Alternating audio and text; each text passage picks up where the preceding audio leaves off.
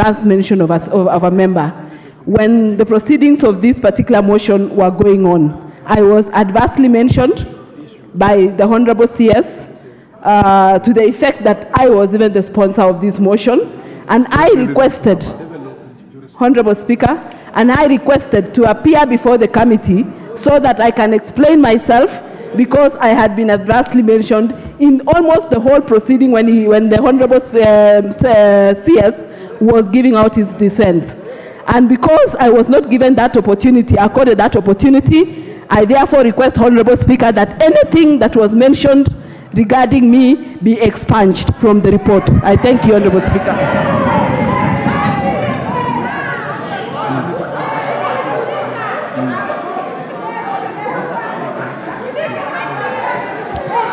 Thank you. Order, honorable members, order.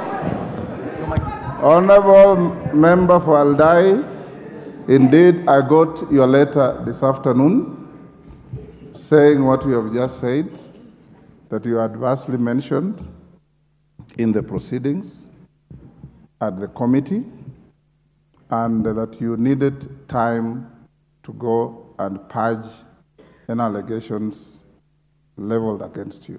Unfortunately, I got the letter when the committee's time was over. The committee has tabled a report. I have read through the report. There is nowhere where you adversely mentioned in the report, but understanding order 184, at an appropriate time, the Speaker will give you an opportunity to make a personal statement on the floor of the House, not today. Once you make that statement, it is not subject to order. The Speaker needs no assistance at all. Once you will make that statement, Marian, it will go to the Hansard. It will be part of the annals of the history of this House. I'm sure whatever was said about you, and I was following the proceedings, you are not maligned by one side. Both the accusers and the defenders were mentioning you in total abundance, as you know. You will make that statement, it will go to the Hansard, it will go to the records. It will not be subject to any debate by anybody. But I'll give you the opportunity to purge all those allegations against you. Can I have the names of these things? One time. The names. Yes, Honorable TJ Kajwang. You know, Honorable Kajwang, you are a member of the committee. Yes, I am. And whatever Speaker, you wanted to do, you should have. I don't want to speak to the substance of the issues that are before us, because to do so, I would be a judge in my own cause. But Mr. Speaker, this is the first time. Mr. Speaker, I'm trying to get your attention on this. I want to explore a constitutional issue. My minority leader, if you could just allow me to get the ear of the Speaker.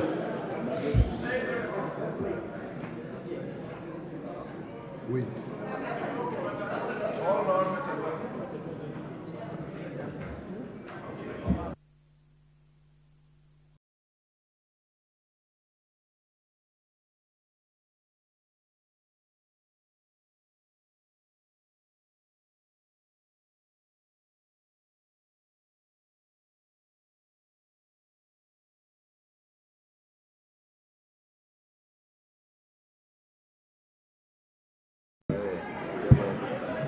Okay, let me hear the Honorable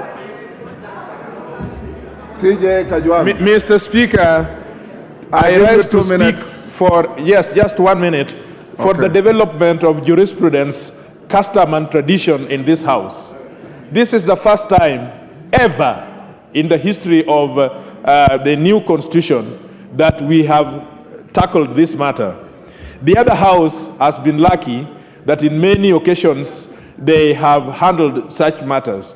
And so it is important, Mr. Speaker, that you go in history as setting a precedent, the legal foundation by which many and others, and you know, Mr. Speaker, it is this House that can impeach or can call the president to question.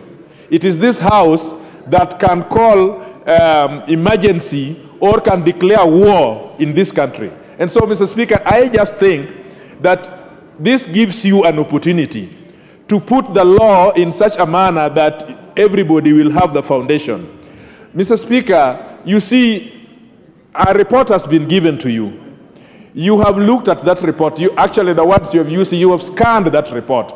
In law, you have perused that report, and you have approved it. But the report has not been given to the members here. The members do not have an opportunity to go to room 8 to read that report, even if that report would die here. But to suggest that the members would accept a report one way or the other without applying their cognitive abilities to it, either to understand that the issues were unsubstantiated or not, would be to deny this House its own conscience and to take away its power to debate.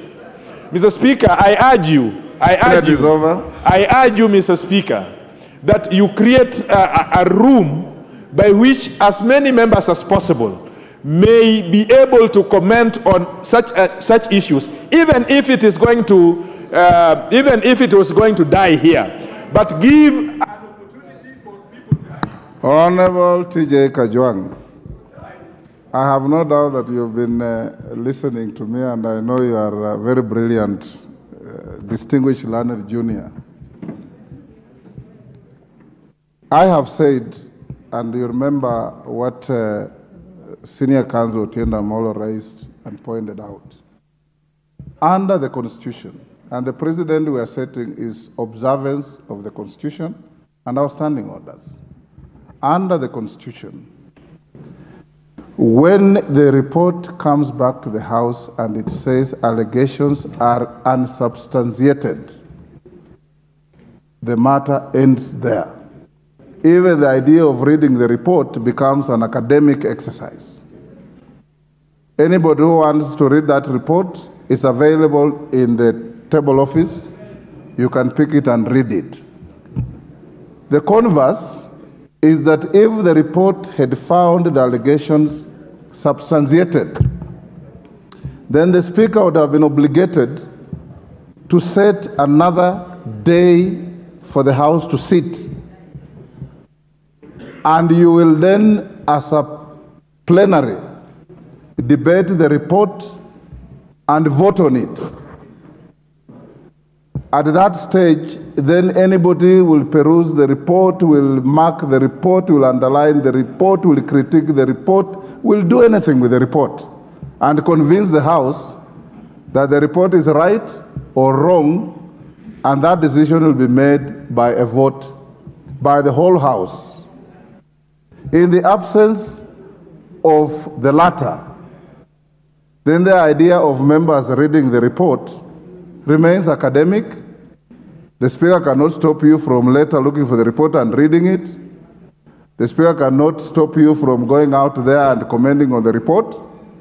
But the chips will lie where they fell on the floor of this House. So I'll now go back to where I started. And the first member I'll call to make a comment is one Julius Meli. Yes, Okello, what is it?